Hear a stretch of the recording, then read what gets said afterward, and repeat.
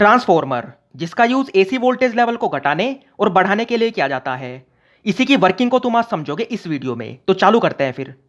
अब सबसे पहले तुम्हें दो बहुत ही जरूरी बात बता दूं। पहली, करंट से बनता है मैग्नेटिक फील्ड, और इस मैग्नेटिक फील्ड की जो वैल्यू है, जो ताकत है ना, वो डायरेक्टली इस करंट पे डिपेंड करती है। मतलब किसी भी सर्किट के अंदर, किसी भी वायर के अंदर अगर करंट की मात्रा बढ़ जाएगी तो उसके आसपास जो मैग्नेटिक फील्ड बन रहा है वो भी ज़्यादा मजबूत हो जाएगा, और अगर करंट की मात्रा घट जाएगी तो मैग्नेटिक फील्ड भी सीधे के सीधे वैसे के वैसे ही घट जाएगा। मतलब मैग्नेटिक फील्ड सीधा सीधा करंट की ही औलाद है। दूसरी बात, चेंजिंग मैग्नेटिक फील्ड से बनता है चेंजिंग करंट। चेंजिंग मतलब बदलता हुआ मैग्नेटिक फील्ड, यानी कि ऐसा मैग्नेटिक फील्ड जिसकी वैल्यू या तो घट रही हो या फिर बढ़ रही हो। अगर तुम्हारे पास एक ऐसा मैग्नेटिक फील्ड है जो कि है तो बहुत स्ट्रॉन्ग, लेकिन उसकी वैल्यू बिल्कुल भी चेंज नहीं हो रही है, तो उसकी मदद से तुम करंट नहीं बना सकते। मान लो ये मैग्नेटिक फील्ड है, इसके अंदर तुमने कोयल रख दी। अब ये कितना ही ताकतवर हो, इस कोयल के अंदर करंट नहीं बन सकता। हाँ, अगर इस मैग्नेटिक फील्ड की वैल्यू या तो बढ़नी शुरू हो जाए या घटनी शुरू हो जाए, तब इस कोयल के अंदर करंट बनना शुरू हो जाएगा। और इसी को कहा जाता है Faraday's law of electromagnetic induction. यानी कि चेंजिंग मैग्नेटिक फील्ड की वजह से किसी भी कंडक्टर के अंदर, किसी भी कोयल के अंदर करंट के बनने को कहा जाता है Faraday's law of electromagnetic induction.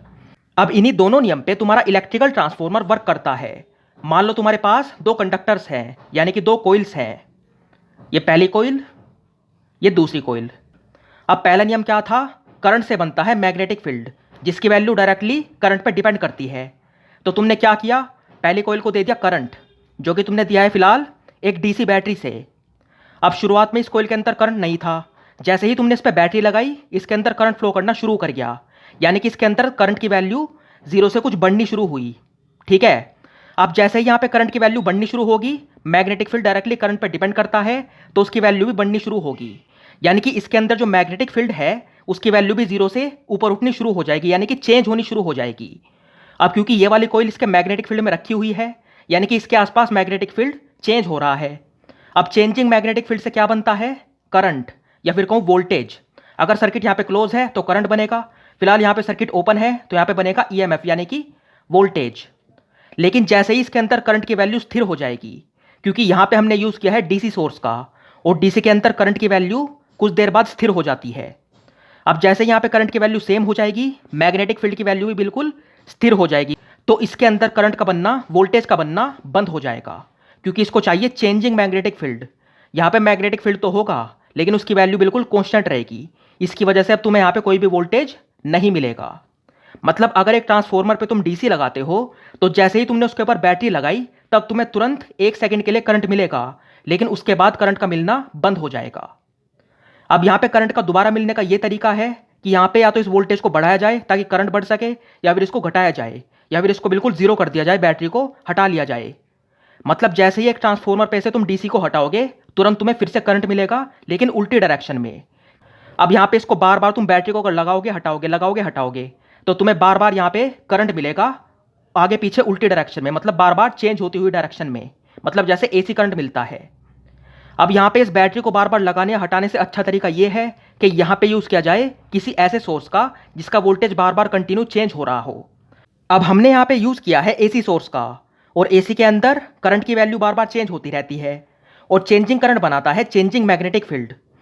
अब जब यहाँ पे मैग्नेटिक फील्ड चेंज हो रहा है, तो इस कोइल के अंदर भी जो करंट है वो बनना शुरू हो जाएगा, और उस कोइल की जो फ्रीक्वेंसी होगी ना, उस करंट की जो फ्रीक्वेंसी होगी, वो डायरेक्टली मैग्नेटिक फील्ड की फ्रीक्वेंसी पे, यानी कि डायरेक्टली इसके अंदर जो करंट चेंज हो रहा है उसकी फ्रीक्वेंसी पे डिपेंड करेगी। इसी वजह से एक ट्रांसफॉर्मर के अंदर कभी भी फ्रीक्वेंसी में कोई भी बदलाव नहीं आता है। मतलब अगर इधर 50 हर्ट्ज की फ्रीक्वेंसी है, तो तुम्हें आउटपुट में भी 50 की ही फ्रीक्वेंसी मिलेगी। अब एक ट्रांसफॉर्मर के अंदर जो दोनों कोइल्स होती हैं, उनको एक दूसरे के काफ़ी पास रखा जाता है।